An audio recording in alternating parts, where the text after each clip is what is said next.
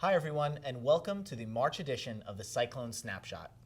Later in the show, I will be speaking with two of our IB art students who were just recently involved with our IB art exhibition here at the high school. But first, I'd like to provide a recap of what was a fantastic month of February here at the high school. On February 5th, our robotics club participated in their final competition of the year at Vaughan College. Great job by all of our participants. For all students who like to problem solve, build and create, and think like an engineer, I encourage you to consider joining the robotics club. Thank you to Mr. Bennett for his leadership of our robotics club.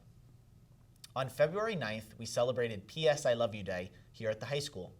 This day recognizes bringing awareness to positive mental health and encourages creating a welcome and inclusive environment in our school building. Thank you to Ms. O'Brien for organizing this great day. Over the February break, a number of our Southside High School students had the wonderful opportunity to visit Spain and Madrid. These students and staff spent the week learning about culture and visiting historical sites. What a great experience.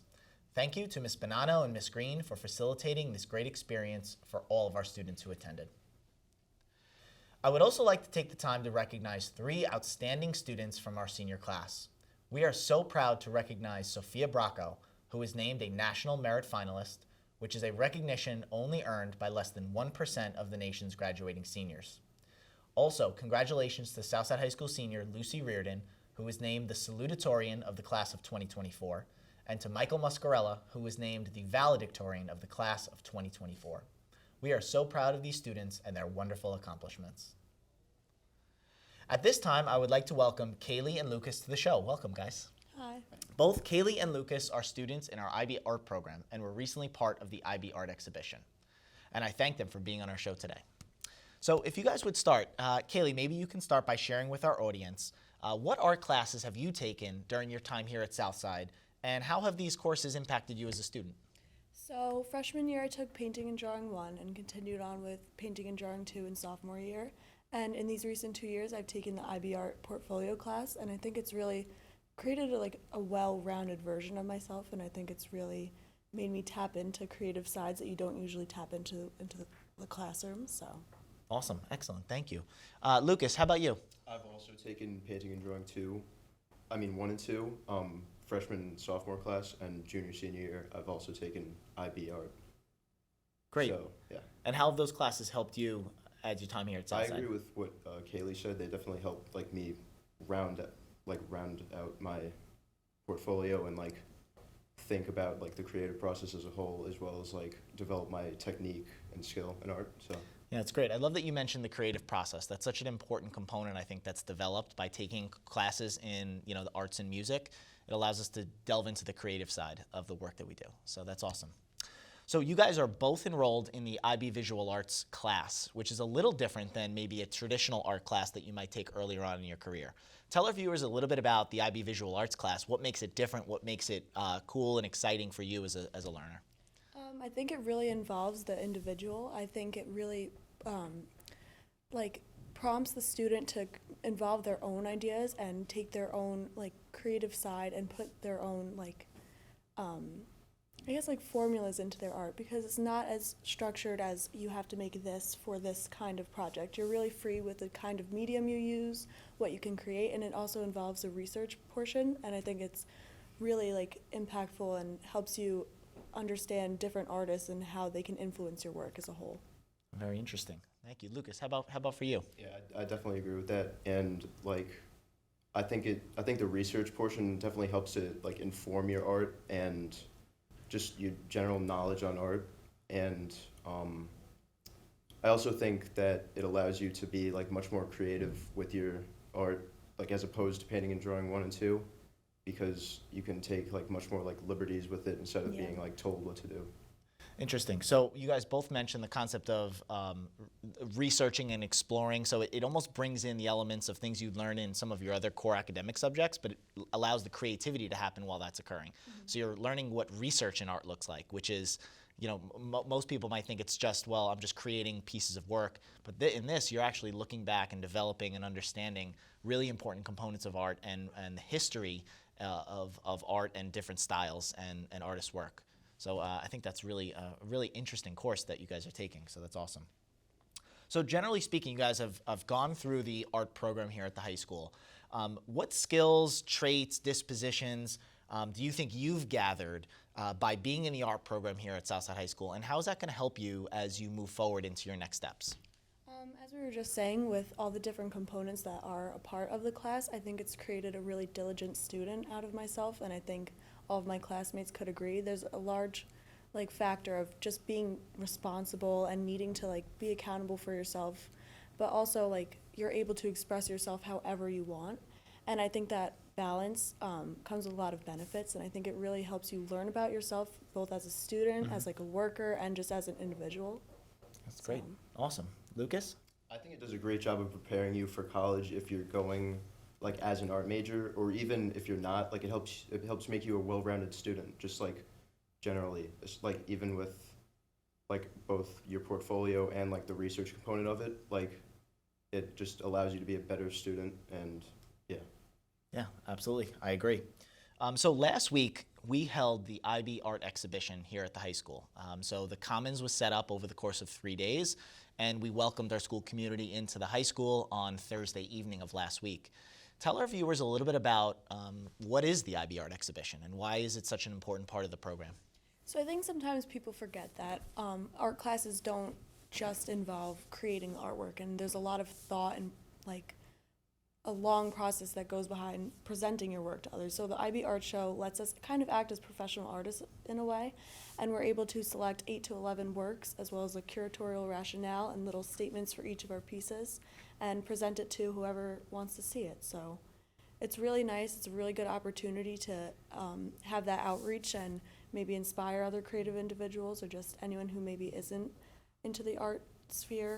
And I think it really collects all of the responsibility that we've learned throughout our course taking IB Art. So it's a really nice opportunity for us to act as professional artists in the real art world. Absolutely. It's great. Lucas, how about you? basically all she just said. But also it's a great exposure for art students.